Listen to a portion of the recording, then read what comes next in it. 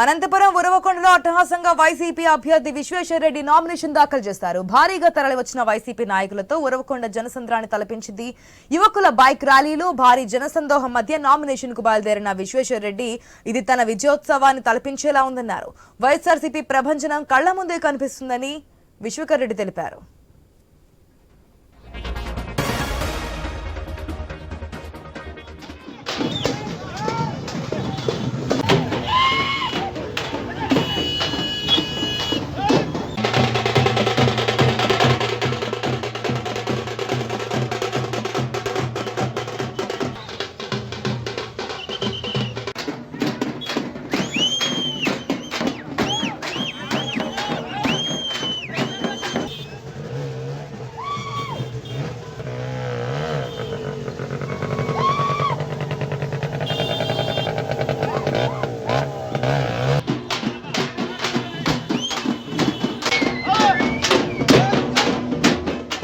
భారీగా తరలివచ్చిన వైసీపీ నాయకులతో ఉరవకొండ జనసంద్రాన్ని తలపించింది. యువకుల బైక్ ర్యాలీలు, భారీ జనసందోహం మధ్య నామినేషన్ కు బయలుదేరిన విశ్వేశ్వరరెడ్డి ఇది తన విజయోత్సవాన్ని తలపించేలా ఉందన్నారు.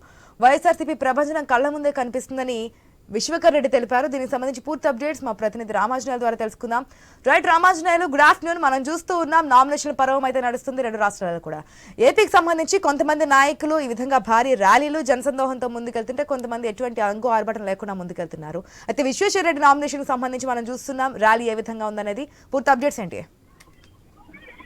ఆశ ప్రస్తుతం ఉరవకొండ హెడ్ క్వార్టర్ లో వైసీపీ అభ్యర్థి విశ్వేశ్వరరెడ్డి తన తనయుడితో వచ్చి నామినేషన్ దాఖలు చేశారు. ప్రధానంగా నియోజకవర్గంలోని అన్ని ప్రాంతాల నుంచి కూడా పెద్ద ఎత్తున కార్యకర్తలు, అభిమానులు అందరూ కూడా ఉరవకొండకి తరలి వచ్చారు. ఇక్కడ నామినేషన్ దాఖలు చేసే కార్యక్రమంలో ఇది కనిపించడం లేదు.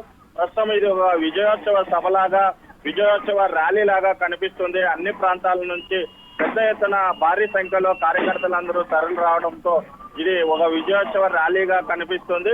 అసలు ఇసుక వేస్తే నేల రాలనంతగా జనాలు పెద్ద ఎత్తున తరలి వచ్చారు. ఇక్కడ పోలీసులు కూడా కంట్రోల్ చేయడానికి ఇబ్బందికరమైన జనాలు ఇక్కడికి తరలి వచ్చారు. ఇప్పుడే 2 నిమిషాల క్రితమే నామినేషన్ దాఖలు చేసిన విశ్వేశ్వరరెడ్డి బయటికి జనసంద్రాంలోకి వచ్చారు. ఇప్పుడు ఆయన ప్రధానంగా ప్రత్యేక వాహనంలో ర్యాలీగా మొత్తం అభిమానుల మధ్య కోలాహలంగా తన కార్యాలయానికి తరలి వెళ్తున్నారు. అయితే ఇక్కడ విశ్వేశ్వరరెడ్డి ఇంతకు ముందే మీడియాతో మాట్లాడుతూ ఇక్కడ విజయం ఖాయమైందని, ఖచ్చితంగా ఇక్కడ వైసీపీ గెలవబోతుందని, రాష్ట్రంలో మరోసారి జగన్ సీఎం కాబోతున్నారు అని చెప్పేసి ఆయన వ్యాఖ్యానించడం జరిగింది. ఇక్కడ చేస్తున్నటువంటి ప్రజా సంక్షేమ కార్యక్రమాలు ప్రజలందరికీ పూర్తి స్థాయిలో అందాయి. అందుకే ఇక్కడ జనం సందేహంగా వచ్చారు. మొత్తం ఉరవకొండ అంతా కూడా జనసంద్రంగా అయింది అని చెప్పేసి ఆయన వ్యాఖ్యానించడం జరిగింది. మరి రాబోయే ఎలక్షన్స్ లో మరి ఏ రకంగా ప్రజలు ఇక్కడ తీర్పు ఇస్తారనేది మాత్రం వేసి చూడాల్సిందే.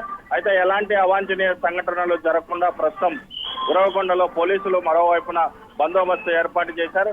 ఎక్కడ చూసినా కూడా ఉరవకొండలో అన్ని పట్టణ ప్రాంతంలో అన్ని వీధుల్లో కూడా వైసీపీ జెండాలతోనూ వైసీపీ ఫ్లెక్సీలతో కూడా మొత్తం అంతా కూడా ఒక జనసంద్రంగా కనిపిస్తూ ఒక సంబరం కార్యక్రమం లాగా ఇక్కడ కనిపిస్తుంది. ఆశ. Right Ramajanayalu, thanks for the update.